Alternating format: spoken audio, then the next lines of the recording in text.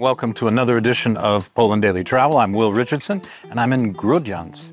I don't know how you feel about walls, but Winston Churchill liked walls so much that he became a brick mason, and he used to build brick walls. This is an example of an old medieval wall. It's been patched.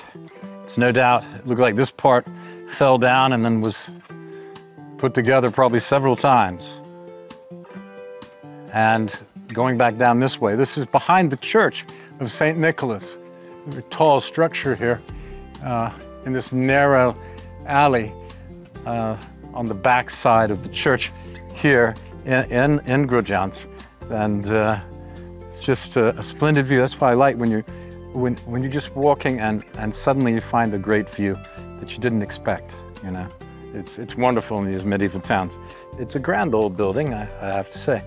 It was a Jesuit college, which was built in the Gothic style. This is the town hall today. It's been a town hall for quite some time. The original town hall was in the middle of the market square. That cloth hall was destroyed, and unsurprisingly, as so many things in these cities were destroyed by invaders coming in and out. But this building remains, and goodness knows why, except that it is a beautiful building and it's the seat of power. Ah, I love it. The bells. I love it when the bells happen. Yeah. Makes me feel like Quasimodo, you know what I mean?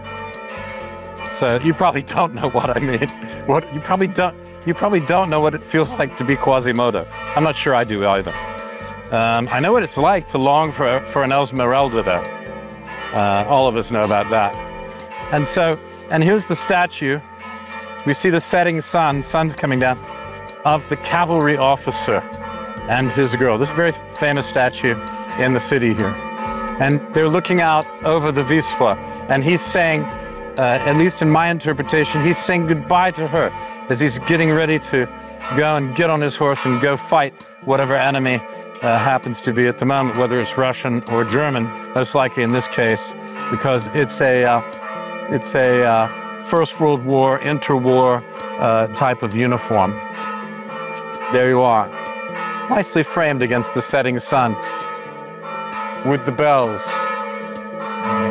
Right, let's see what else we can find. Let's go this way.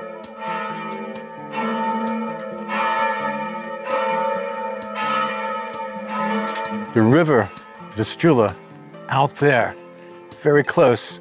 We're on a high bluff over the river. And the town hall is here. See, it's a very big building because it was a college, the Jesuit college, through the 1600s. And so it needed to house a lot of people.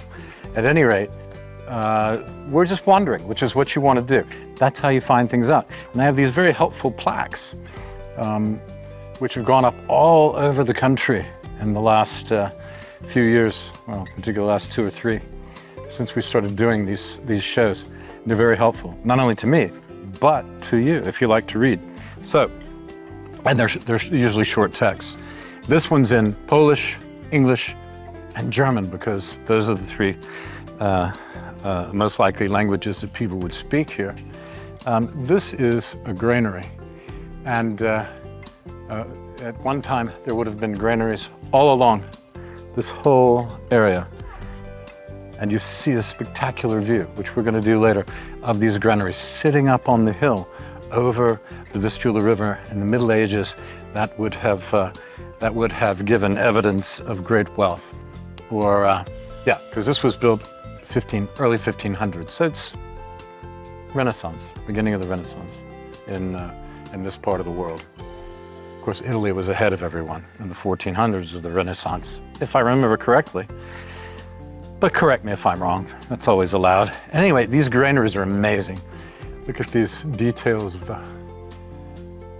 these iron supports holding up the brick walls, because the grain was like gold. It was so important to not only to surviving, as we see now with the war. Everybody's talking about grain again, the war in Ukraine.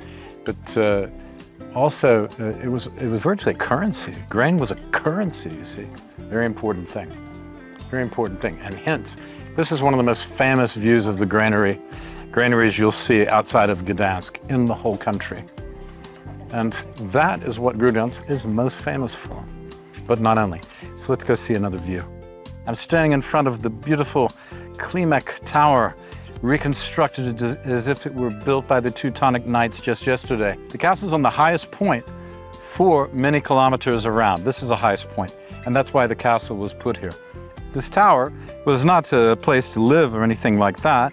It's not a residence. It was a place to observe traffic on the river, anyone coming from the land side, any threats that might be coming. Because remember, this castle is defending the grain trade and the traffic on the Vistula, and a bunch of granary warehouses that existed in a line down the hill and along the high bluff of the riverbank here, on the right riverbank.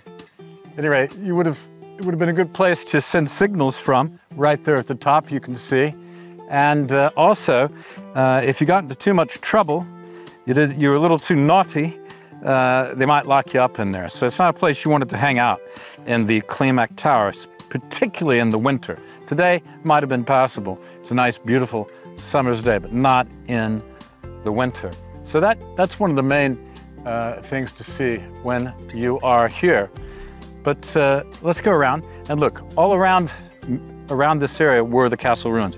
But let's go look at some of the different things and see you in a second. We'll just do some setups and take you through each little section and tell you what it is. This was the canal used for eliminating waste. This is very important in any castle situation, especially if you're under siege. What are you going to do with the waste products? And not just human waste, the waste from cooking and all the rest of it. So that was your waste canal. It could also be used as an escape canal, believe it or not. Over here, we have the bigger sort of kitchen area. The kitchen is put on the side of the castle, away from well, segregated to some extent in case there's a fire. Because what's the point in having a castle to protect you from your enemies if you burn it down yourself? No point whatsoever, right? Okay, so we have the sewage canal, we have the kitchen, and the bakery area is here, okay? And then, what else do you need? Believe it or not, this is a well. Way up here we have a well. And needless to say, it's extremely deep. I don't know if it says how deep, but it's very deep. And you can shout into it and it will echo back for a long time. Okay, it says originally 50 meters deep. This is the eastern section. You can just see the tower behind, which was commanding the most important position. And the river is here. The river is down here. The main city is over here, and the old town is behind the camera, just down the hill. And all the granaries are down along the high riverbank here. So it's very picturesque, I can tell you. And getting nice, and not cool, but cooler. It's been hot today. You can see the wall back through there as well. This is a good picture of the sort of basic construction of the castle. And you can even see the floor, the flooring, and how that was put in here. You would have this would have been your main entrance, and down, there would have been steps down to a cellar, and steps up, of course, to the much bigger edifice, if you can imagine. It would have been quite impressive at that time. This whole area covered with a large brick structure, of which this tower was the highest and most commanding part. Okay, let's go now and look at the river. The reason for this castle being built here, to overlook the Vistula and to control the trade.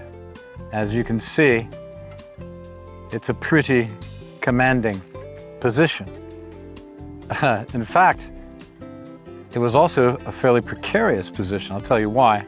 Because in 1288, the western part of the castle fell down the cliff and towards the river. And all of this where we're standing had to be substantially re-supported and rebuilt. I don't think it would support, this edge would support very much of a heavy stone wall at this particular time.